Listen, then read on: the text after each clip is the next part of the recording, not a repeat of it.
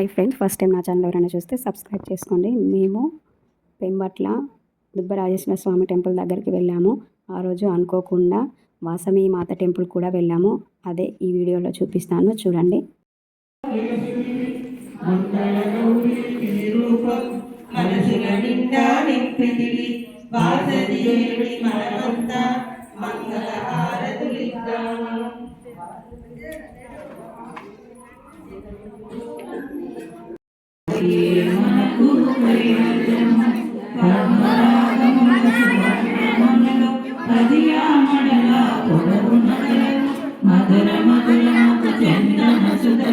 మణిద్వీపానికి మహావిధులు 64 కళామతల్లు వరాలను సగే పరారు శక్తులు పరివారముతో పంచబ్రహ్మలు మణిద్వీపానికి మహానిధులు అష్టసిద్ధులు నవనవనిధులు అష్టమిక్కులు దిక్పాలకులు సృష్టికర్తలు సురలోకాలు మణిద్వీపానిధులు కోటి సూర్యులు ప్రచండ కాంతులు కోటి చంద్రుల చల్లని వెలుగులు కోటి తారకుల వెలుగు దిగులు నీ పాద పద్మాలు కడుగంగా నా మనసు నీ పాద పద్మాలు కడుగంగా నా మనసు పులకించెను తల్లి ఓ వాసవాంబ పులకించెను తల్లి ఓ వాసవాంబ నీ పాద ధూళి సోకంగా నా తనువు నీ పాద ధూళి